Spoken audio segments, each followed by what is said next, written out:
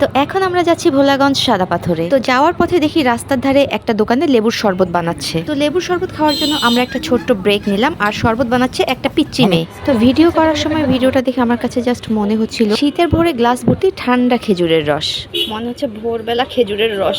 তো লেবু শরবতটা বেশ ভালোই বানিয়েছে, অনেক রিফ্রেশিং ছিল, আর এটা খাওয়ার পর আমাদের বেশ সতেজ লাগছিল।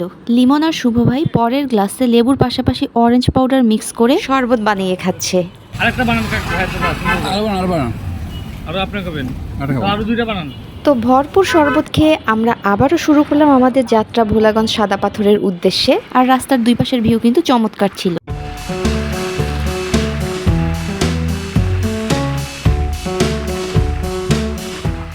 আমরা আমাদের জার্নিটা অনেক এনজয় করছিলাম, কারণ ওয়েদার যেমন ভালো ছিল, চারপাশের দৃশ্যগুলোও ছিল অনেক সুন্দর দেখার মতো।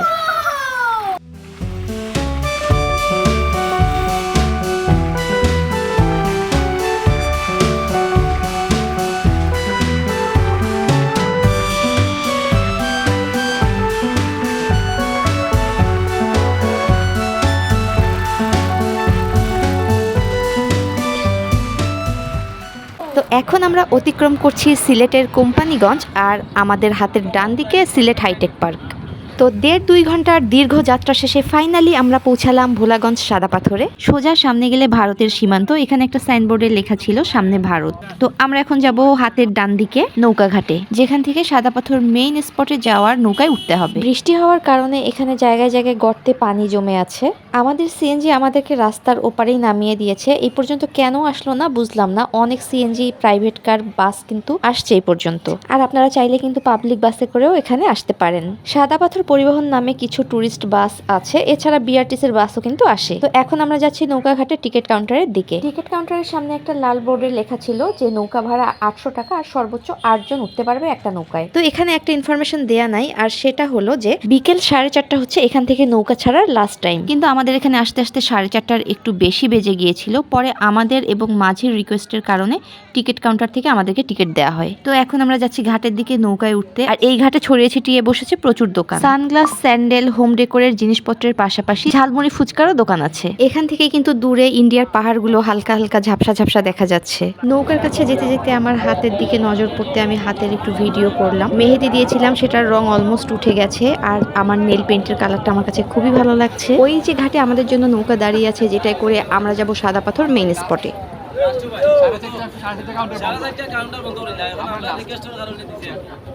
তো আমরা এক এক করে সবাই উঠে বসে পড়লাম নৌকায়, আর মাঝি প্রিপারেশন নিচ্ছে নৌকা ছাড়ার।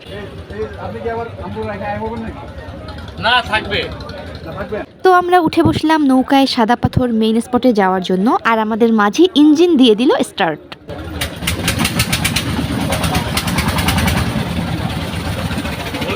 তো নৌকায় ওঠার পর সাদা পাথর মেইন স্পটে যেতে সময় লাগবে 10 থেকে 15 মিনিটের মতো। শেষ বিকেলের পরন্ত সূর্যের মিষ্টি আলো পড়েছে নদীর পানিতে। কি যে সুন্দর লাগছিল, এটা আসলে বলে বোঝানোর মতো না। তবে নৌকার ইঞ্জিনের ভটভট শব্দটা একটু বিরক্তিকর, এটা না থাকলে জার্নিটা আরো এনজয়েবল হতো। আর এই যে আমাদের ট্যুরমেটরা। কিছুক্ষণ পর আমি আর লিমন নৌকার ছাউনির বাইরে এসে দাঁড়ালাম। এখানে এসে দাঁড়ানোর পর আরো বেশি ভালো লাগছিল, যদিও একটু ভয়ও লাগছিল। তার উপর আমি আবার সাঁতার জানি না। আমাদের পিছনে যে সারি সারি নৌকাগুলোকে আসতে দেখছে, এগুলো সব অলরেডি সাদা পাথর ঘুরে ব্যাক করছে, আর আমরা মাত্র যাচ্ছি সাদা পাথর দেখতে। মোস্ট প্রবাবলি আমরাই লাস্ট ট্রিপ।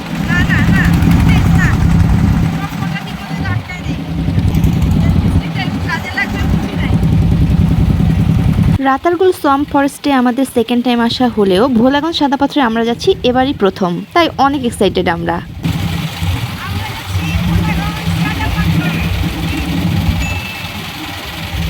তো ভোলাগঞ্জ যাওয়ার জন্য এই 10-15 মিনিটের বোট জার্নিটা খুবই সুন্দর, আর চারপাশের ভিউয়ের কথা কি বলবো, যাকে বলে একদম মাথা নষ্ট করা সৌন্দর্য। তো চলেন একসাথে দেখি।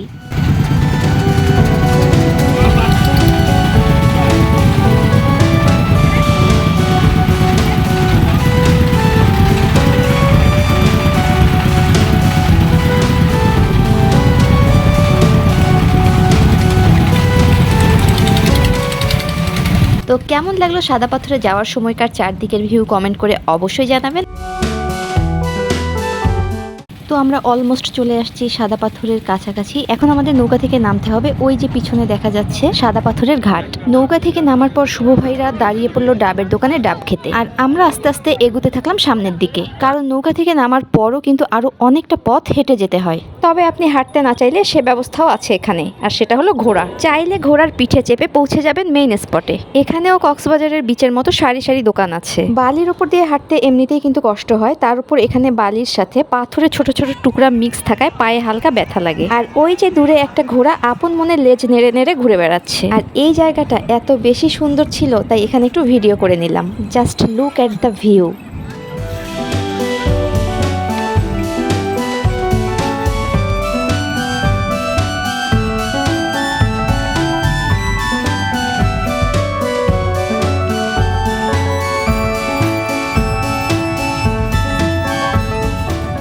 তো চারপাশের অসাধারণ ভিউ এনজয় করতে করতে হেঁটে হেঁটে আমরা চলে আসলাম সাদা পাথরের সেই কাঙ্ক্ষিত জায়গাটায়, যেখানে শুধু পাথর আর পাথর, আর বেশিরভাগই কিন্তু সাদা পাথর। এই জন্যই মনে হয় এই জায়গাটার নাম সাদা পাথর। তো আজকের সানসেট আমরা উপভোগ করব সাদা পাথর থেকে। এখানে লোকজনের ভিড় ছিল মোটামুটি, খুব বেশি ছিল না আবার খুব কমও ছিল না। পাথরের ওপর দিয়ে হাঁটা অনেক কষ্ট হলেও সাদা পাথরের ঠান্ডা পানিতে পা দেওয়ার সাথে সাথে আমাদের সব ক্লান্তি গায়েব হয়ে গেল। আমরা গিয়েছিলাম বেশ কিছুদিন আগে, আর তখন সাদা পাথরে খুব বেশি পানি ছিল না। তো আমরা পানির মধ্য দিয়ে হেঁটে এপার থেকে ওপারে যাচ্ছিলাম, তবে খুব সাবধানে পা ফেলতে হবে, কারণ কিছু পাথর কিন্তু আলগা থাকে আর পাথরগুলো একটু পিচ্ছিল ছিল। তো আমরা দুজন শক্ত করে হাত ধরে খুব সাবধানে আস্তে আস্তে এগুচ্ছিলাম, যেখানটায় মানুষজনের ভিড় একটু কম। তো আমি বসে পড়লাম একটা বড় পাথরের উপরে ছবি তোলার জন্য আর ভিডিও করার জন্য। প্রকৃতির মাঝে এভাবে বসে থাকতে আমার খুবই ভালো লাগছিল। চারপাশটা যে কি সুন্দর, কষ্ট করে আসাটা সার্থক হয়েছে। পানি ছিল বেশ ঠান্ডা আর স্বচ্ছ, যে কারণে নিচের পাথরগুলো দেখা যাচ্ছিল। আর আমি লিমনকে ইনস্ট্রাকশন দিচ্ছিলাম কিভাবে ভিডিও করবে সেটার।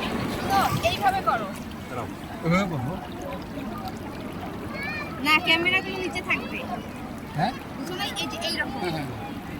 আমাদের দেশের এত সুন্দর একটা জায়গা, এটাকে সুন্দর রাখার দায়িত্ব কিন্তু আমাদের সবারই। কিন্তু কিছু মানুষের কর্মকাণ্ড দেখে মন এবং মেজাজ দুটোই খারাপ হয়ে গেল। পানির উপরে, পাথরের উপরে বাচ্চাদের ব্যবহৃত ডায়াপার, চিপসের প্যাকেট, কোকের বোতল যেখানে সেখানে ফেলেছে। কতটা দায়িত্ব জ্ঞানহীন হলে মানুষ এ ধরনের কাজ করতে পারে। তো সবার কাছে অনুরোধ থাকবে, এই জিনিসগুলো যেখানে সেখানে না ফেলে ব্যাগে করে ক্যারি করে এনে নিকটস্থ কোনো বিনে ফেলবেন। তো অনেক হয়েছে উপদেশ দেয়া, চলেন এখন উপভোগ করি আজকের এই অদ্ভুত সুন্দর সানসেট ভোলাগঞ্জ সাদা পাথর থেকে।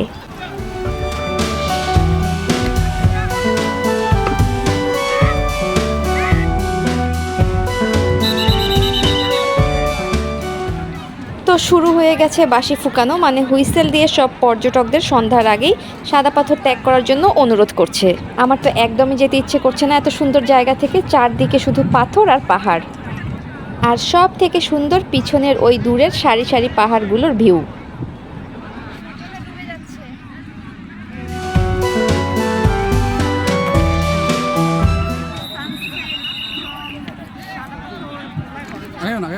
তো এই সুন্দর সানসেট উপভোগ করতে করতে আরও কিছুটা সময় কাটিয়ে এরপর আমরা রওনা দিব এখান থেকে।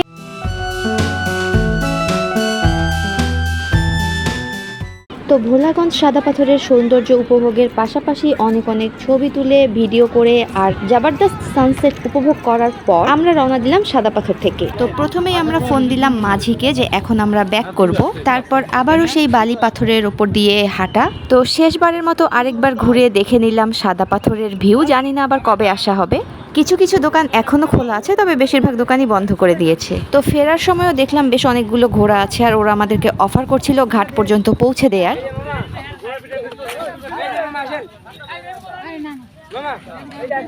সারাদিনের কর্মব্যস্ততা শেষে একজন তার ঘোড়া নিয়ে ঘোড়ার পিঠে করে ব্যাক করছে। কি সুন্দর একটা দৃশ্য, তাই না? তো হেঁটে হেঁটেই আমরা চলে আসলাম আর উঠে পড়লাম নৌকা। এরপর নৌকা দিল স্টার্ট। আবারও সেই 10-15 মিনিটের সুন্দর একটা বোট জার্নি। সন্ধ্যা হতেই নদীর পাড়ের লাইটগুলো জ্বালিয়ে দিয়েছে, খুবই সুন্দর লাগছিল সেই দৃশ্য। অন্ধকারে আমাকে ভালোভাবে দেখা যাচ্ছে না। অনেক সুন্দর সুন্দর মেমোরি নিয়ে আমরা ব্যাক করছি, যেগুলো আজীবন আমাদের সাথে থাকবে। সন্ধ্যাবেলায় দূরের পাহাড়গুলোর ভিউ দেখেন, আর এই সৌন্দর্যকে আরো বাড়িয়ে দিতে আকাশে একটা সুন্দর চাঁদও উঠে গেছে। তো তো অলমোস্ট আমরা চলে আসছি ঘাটের কাছাকাছি। এবার নৌকা থেকে নামার পালা। নৌকা থেকে নামার পর ঘাটে যে দোকানগুলো খোলা ছিল আমরা সেগুলো একটু ঘুরে ঘুরে দেখছিলাম। এই দোকানগুলোতে আপনারা অনেক ধরনের ইন্ডিয়ান প্রোডাক্ট পাবেন, যেগুলোর মধ্যে আসল পণ্যের পাশাপাশি কিন্তু অনেক নকল পণ্য আছে। সো খুব সাবধান, অনেক বুঝে শুনে চিনে কিন্তু কিনতে হবে। ডুপ্লিকেট ধরে ফেলেছি একটা। তো আমরা এখান থেকে তেমন কিছু কিনিনি, শুধু লিমন ওর আম্মুর জন্য একটা নবরত্ন হেয়ার অয়েল নিয়েছে, আর আমি শুভ ভাইদের দেখা দেখি কয়েকটা হারমোনি সোপ নিয়েছি। এই যা টুকটাক কেনাকাটা সেরে আমরা উঠে পড়লাম সিএনজিতে, আর এখন যাব হযরত শাহজালাল রহমতুল্লাহ আলাইহির মাজারে। তো সাদা পাথর ঘোরাঘুরি শেষ করে আমরা উঠে পড়লাম সিএনজিতে, আর দীর্ঘ 2 ঘন্টার লম্বা জার্নি শেষে এসে পৌঁছালাম হযরত শাহজালাল রহমতুল্লাহ আলাইহির মাজারের সামনে। আর ওই যে দেখেন আকাশে কি সুন্দর একটা চাঁদ উঠেছে। তো মাজারে ঢুকে প্রথমেই আমরা চলে গেলাম জালালি কবুতর দেখতে, এরপর গেলাম পুকুরের দিকে গজার মাছ দেখতে। কিন্তু পুকুরের চারধারে মাছ দেখার জন্য এত মানুষের ভিড় ছিল যে প্রথমে আমরা কাছে যেতেই পারছিলাম না, আর অন্ধকারের মধ্যে মাছগুলোকে তেমন ভালোভাবে দেখাও যাচ্ছিল না, তাই সবাই মোবাইলের টর্চ লাইট জ্বালিয়ে মাছ দেখছিল। তো মাজার থেকে বের হয়ে আমরা আবারও উঠে পড়লাম সিএনজিতে, আর এখন হোটেল রুমে গিয়ে ফ্রেশ হয়ে এরপর যাব ডিনার করতে। সেই দুপুর 12টার সময় ব্রাঞ্চ করেছি, তারপর থেকে আর তেমন কিছুই খাওয়া হয়নি, শুধু ঘুরেছি আর ঘুরেছি। কিন্তু মাজারের সামনে এতই জ্যাম যে গাড়ি নড়াচড়ার কোনো নামগন্ধই নাই। বেশ অনেকক্ষণ জ্যামে বসে থাকার পর এসে পৌঁছালাম আমাদের হোটেল ক্রাউন পার্কে। সিএনজি থেকে নামার পর লিমন আর শুভ ভাই সিএনজি ড্রাইভারের সাথে পরের দিনের ট্যুর প্ল্যান করছিল, যে নেক্সট ডে আমরা কোথায় কোথায় যাব আর উনি কিরকম ভাড়া নেবেন।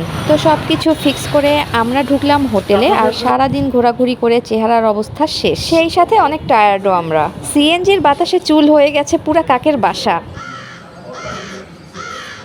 এখন রুমে গিয়ে সবার আগে একটা হট শাওয়ার নিতে হবে, তারপর যাব ডিনার করতে। কিন্তু রুমে গিয়ে ফ্রেশ হওয়ার পর এত আরাম লাগছিল যে রুম থেকে আর বের হতে ইচ্ছে করছিল না। তো আমরা মেয়েরা আর বের হইনি। লিমন আর শুভ ভাই পানসিতে গিয়ে নিজেরা ডিনার করে আমাদের জন্য পার্সেল নিয়ে এসেছে। সারাদিন ঘোরাঘুরি করে এত বেশি ক্ষুধা পেয়েছিল যে খাবার দেখেই খেতে বসে পড়েছি। ভিডিও করার কথা তো বেমালুম ভুলে গেছি। অর্ধেক খাওয়া দাওয়া শেষ হওয়ার পর মনে পড়েছে ভিডিও করার কথা। আর এই যে আমার ডিনার, পানসি রেস্টুরেন্ট থেকে রুই মাছ, ঢেঁড়স ভাজি, ডাল, লেবু, শসা আর সাদা ভাত, সাথে 1 টাইম প্লেটও নিয়ে এসেছে। আর খাবারগুলো খেতে এত বেশি মজা লাগছিল যে কি বলবো, মনে হচ্ছে 1 যুগ পর ভাত খাচ্ছি। কিন্তু ভাতের পরিমাণ অনেক বেশি ছিল, যেগুলো আমি শেষ করতে পারিনি। তো খাওয়া দাওয়া শেষ করে এখন যত তাড়াতাড়ি সম্ভব ঘুমিয়ে পড়তে হবে, কারণ আগামীকাল আমরা যাব লালাখাল আর জাফলংয়ে, আর সেজন্য উঠতে হবে বেশ সকাল সকাল। সকালে উঠে হোটেলের কমপ্লিমেন্টারি বুফে ব্রেকফাস্ট করে আমরা দিব রওনা, আর আপনাদের সাথে দেখা হবে নেক্সট ভ্লগে।